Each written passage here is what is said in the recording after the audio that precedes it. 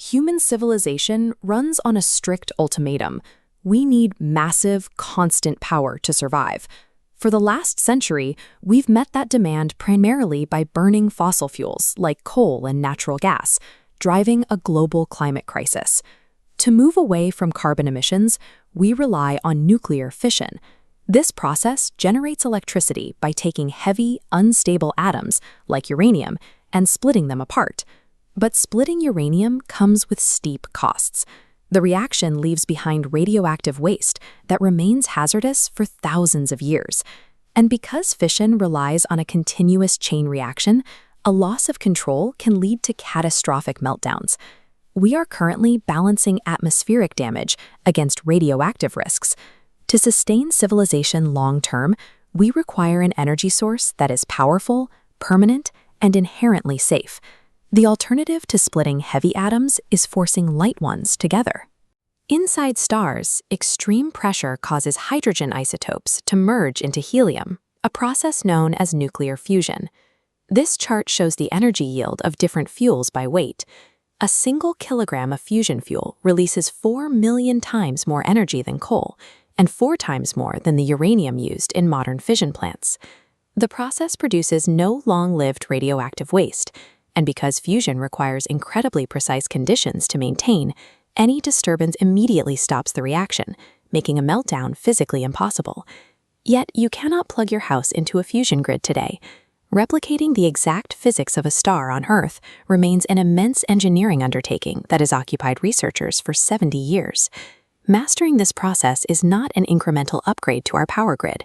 It replaces the practice of splitting unstable elements with the ability to harness the natural cosmic forging of the universe. The primary obstacle is physics. Positively charged hydrogen protons naturally repel each other, creating a massive resistance known as the Coulomb barrier. The sun's immense gravity simply crushes these protons past their repelling fields, forcing them to fuse. Earth lacks the mass of a star. To force that same collision without solar gravity, engineers crank up the heat to roughly 150 million degrees Celsius, 10 times hotter than the sun. When you heat hydrogen to 150 million degrees, electrons are stripped away. The gas transforms into plasma, a supercharged, electrically conductive soup of agitated particles.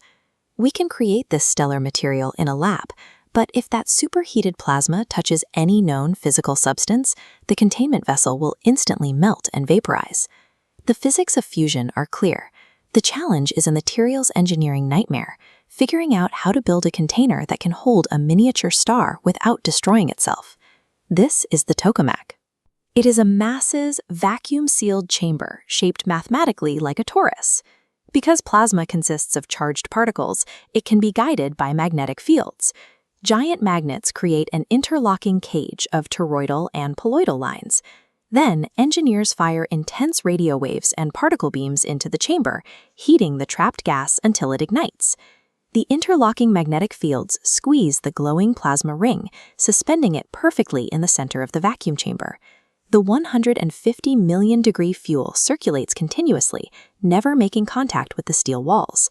By using invisible magnetic forces instead of solid materials, the tokamak brilliantly traps a piece of the sun right here on Earth.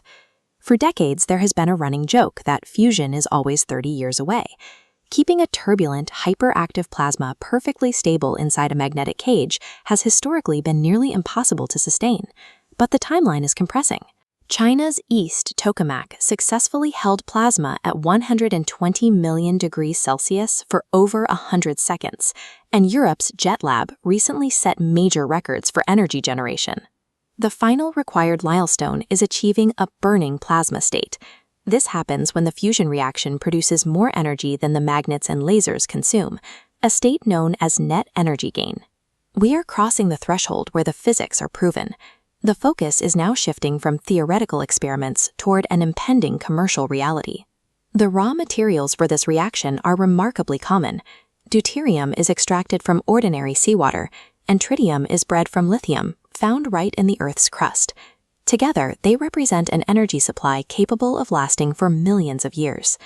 35 nations are currently cooperating to build ITER in southern France. This enormous experimental facility is designed to prove that large-scale fusion power plants are viable templates for our future energy infrastructure. If successful, fusion plants will provide continuous baseline power without emitting a single gram of carbon dioxide or polluting the air. Our reliance on burning fossil fuels would end. Mastering the tokamak is a solution to the primary energy bottleneck, securing a carbon-free grid capable of powering civilization for millions of years.